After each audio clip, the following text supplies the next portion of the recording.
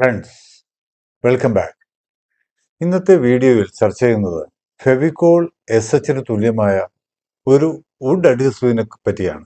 Water based ആയിട്ടുള്ളതും എൻവയോൺമെന്റലി ഫ്രണ്ട്ലിയുമായിട്ടുള്ളതുമായ polyvinyl acetate adhesive ആണ് അത്. സോൾവെന്റ് അടിസ്ഥാനമാക്കിയുള്ള അഡ്ഹസീവുകൾ ബോണ്ട് ഡെവലപ്പ് ചെയ്യുന്ന സമയത്ത് സോൾവെന്റിനെ പുറത്തേക്ക് വിടുന്നതിനാൽ മനുഷ്യർക്കും മറ്റു ജീവികൾക്കും ആരോഗ്യപരമായ പ്രശ്നങ്ങൾ ഉണ്ടാകാൻ സാധ്യതയുണ്ട്. അതിനാൽ യൂറോപ്യൻ യൂണിയനും മറ്റ് വികസിത രാജ്യങ്ങളും സോൾവെന്റ് അടിസ്ഥാനമാക്കി നിർമ്മിക്കുന്ന അഡ്ഹസീവുകൾക്ക് നിയന്ത്രണം ഏർപ്പെടുത്തിയിട്ടുണ്ട്. എന്നാൽ വാട്ടർ ബേസ്ഡ് ആയിട്ടുള്ള polyvinyl acetate adhesive bond development സമയത്ത് റിലീസ് ചെയ്യുന്നത് വാട്ടർ വേപ്പർ ആകയാൽ ആരോഗ്യപരമായ പ്രശ്നങ്ങളൊന്നും തന്നെ ഉണ്ടാകുന്നില്ല. അതിനാൽ ഇത്തരം അഡ്ഹസീവുകൾക്ക് വളരെ പ്രാധാന്യം ലഭിക്കുന്നു. എന്നാൽ വുഡ് പോലുള്ള സെല്ലുലോസിക് മെറ്റീരിയലുകൾക്കാണ് പോളിവിനൈൽ അസറ്റേറ്റ് അഡ്ഹസീവ് ഉപയോഗിക്കാൻ കഴിയുന്നത്. വിവിധ തരം ആപ്ലിക്കേഷനുകൾക്ക് വ്യത്യസ്ത അഡ്ഹസീവുകളാണ് ആവശ്യമായി വരുന്നത്. പോളിവിനൈൽ അസറ്റേറ്റ് അഡ്ഹസീവ് ടോക്സിക്കായി ഒന്നും തന്നെ പുറത്തേക്ക് വിടാത്തതിനാൽ ആഗോളതലത്തിൽ ഈ അഡ്ഹസീവിന് അംഗീകാരം ലഭിക്കുന്നു. പോളിവിനൈൽ അസറ്റേറ്റ് അടിസ്ഥാനമാക്കിയുള്ള അഡ്ഹസീവിൽ പോളിവിനൈൽ അസറ്റേറ്റ് തന്നെയാണ് മുഖ്യ ഘടകം. ഈ അഡ്ഹസീവിൽ ബോണ്ട് സ്ട്രെങ്ത് മെക്കാനിസം ശരിക്കും മനസ്സിലാക്കാൻ കഴിഞ്ഞില്ല എങ്കിലും സെല്ലുലോസിക് ഫൈബേഴ്സുമായിട്ട് ഉണ്ടാകുന്ന ഹൈഡ്രജൻ ബോണ്ടിങ് കാരണം നല്ല ബോണ്ട് സ്ട്രെങ്ത് ഉണ്ടാകുന്നു. കൂടാതെ വുഡിന് ഉള്ളിലേക്ക് അഡ്ഹസീവ് പെനിട്രേറ്റ് ചെയ്തുണ്ടാകുന്ന മെക്കാനിക്കൽ ബോണ്ടിങ് കാരണം ഒറിജിനൽ തടിയേക്കാൾ സ്ട്രോങ് ആകാൻ ഈ പശ നൽകുന്ന ബോണ്ട് സ്ട്രെങ്തിന് കഴിയുന്നു. ഇനി നമുക്ക് പോളിവിനൈൽ അസറ്റേറ്റിനെ കൂടാതെ ഈ അഡ്ഹസീവിൽ ഉപയോഗിക്കുന്ന മറ്റ് ഘടകങ്ങളെക്കുറിച്ച് പരിശോധിക്കാം. കൂടുതൽ ബോണ്ട് സ്ട്രെങ്ത് ലഭിക്കുന്നതിന് മറ്റ് ബൈൻഡറുകളായ polyvinyl alcohol, starch, carboxy methyl cellulose തുടങ്ങിയവ ഉപയോഗിക്കുന്നു. PVCയും വുഡുമായാണ് ബോണ്ടിങ് വേണ്ടതെങ്കിൽ ബേസ് പോളിമർ പോളിവിനൈൽ അസറ്റേറ്റിന് പകരം എത്തിലിൻ വിനൈൽ അസറ്റേറ്റ് കോപോളിമർ ഉപയോഗിക്കേണ്ടതാണ്.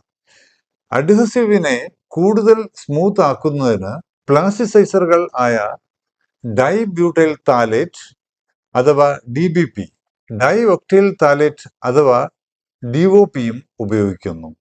കൂടാതെ മെത്തനോൾ, ഈഥൈൽ അസറ്റേറ്റ്, ടോളുവിൻ എന്നീ സോൾവെന്റുകളും clay, talc, silica, wood flour തുടങ്ങിയ ഫില്ലറുകളും sodium polyacrylate, carboxy methyl cellulose തുടങ്ങിയ തിക്കനറുകളും ഉപയോഗിക്കുന്നു. അതുകൂടാതെ ഡീഫോമേഴ്സും പ്രിസർവേറ്റീവുകളും ഈ അഡ്ഹസീവിന്റെ പ്രത്യേക ഗുണങ്ങൾക്കായി ഉപയോഗിക്കുന്നു. ഡീഫോമറുകൾ പത ഒഴിവാക്കുന്നതിനും പ്രിസർവേറ്റീവുകൾ അഡ്ഹസീവ് കേടുകൂടാതെ സൂക്ഷിക്കുന്നതിനുമാണ് ഉപയോഗിക്കുന്നത്. മൈക്രോബിയൽ അറ്റാക്ക് ഒഴിവാക്കുന്നതിനാണ് പ്രിസർവേറ്റീവുകൾ പ്രധാനമായും ഉപയോഗിക്കുന്നത്. ഫില്ലറുകൾ കോസ്റ്റ് കൺട്രോൾ ചെയ്യുന്നതിനും തിക്കനറുകൾ വിസ്കോസിറ്റി നിയന്ത്രിക്കുന്നതിനും സോൾവെന്റുകൾ സോൾഡിഫിക്കേഷൻ ടെമ്പറേച്ചർ കുറയ്ക്കുന്നതിനുമാണ് ഉപയോഗിക്കുന്നത്. എന്നാൽ ഓരോ റെസിപ്പിക്കും അനുസരിച്ചുള്ള ഇൻഗ്രീഡിയന്റുകളാണ് തിരഞ്ഞെടുക്കേണ്ടത്. ഇനി ഈ അഡ്ഹസീവ്സ് തയ്യാറാക്കുന്നതിന് വ്യാവസായികമായി ഉപയോഗിക്കേണ്ട മെഷീനറികളെ കുറിച്ചാണ് പറയുന്നത്. സോൾവെന്റ് ബേസ്ഡ് അഡ്ഹസീവ്സ് നിർമ്മിക്കുന്നതിന് ഉപയോഗിക്കുന്ന ചേൺ മിക്സറുകൾ ഈ അഡ്ഹസീവ് നിർമ്മാണത്തിനും ഉപയോഗിക്കാവുന്നതാണ്. എന്നാൽ വലിയ ഷിയർ ഫോഴ്സ് ആവശ്യമില്ലാത്തതിനാൽ സാധാരണ സ്റ്റെററുകളും ഉപയോഗിക്കാൻ കഴിയും. മിക്സിംഗ് ടൈം ഏറ്റവും കൂടിയത് 1 മണിക്കൂർ മാത്രമാണ്. ആദ്യത്തെ 15 മിനിറ്റിൽ പോളിവിനൈൽ അസറ്റേറ്റിനെ വെള്ളത്തിലേക്ക് വെറ്റ് ചെയ്ത് ഡിസ്പേഴ്സ് ചെയ്യുന്ന പ്രവർത്തനമാണ് നടക്കുന്നത്. രണ്ടാമത്തെ സ്റ്റേജിൽ മറ്റ് ഇൻഗ്രീഡിയന്റുകളുമായി ബ്ലെൻഡ് ചെയ്ത് ഹോമോജനൈസ് ചെയ്യുന്ന പ്രവർത്തനം നടക്കുന്നു. ഇതിന് 30 മിനിറ്റ് മതിയാകും. അവസാനത്തെ സ്റ്റേജിൽ വിസ്കോസിറ്റി മോഡിഫിക്കേഷനും ക്വാളിറ്റി കൺട്രോളും ആണ് നടക്കുന്നത്. അതിന് 15 മിനിറ്റ് മതിയാകും. ആകെ 1 മണിക്കൂർ കൊണ്ട് പോളിവിനൈൽ അസറ്റേറ്റ് അഡ്ഹസീവ് തയ്യാറാകുന്നു. വീഡിയോയിൽ കാണുന്നത് പോളിവിനൈൽ അസറ്റേറ്റ് അഡ്ഹസീവ് തയ്യാറാക്കുന്ന ചെയിൻ മിക്സറിന്റെ പ്രവർത്തനമാണ്. സാധാരണ മിക്സറുകളും ഈ അഡ്ഹസീവ് നിർമ്മാണത്തിന് ഉപയോഗിക്കാം.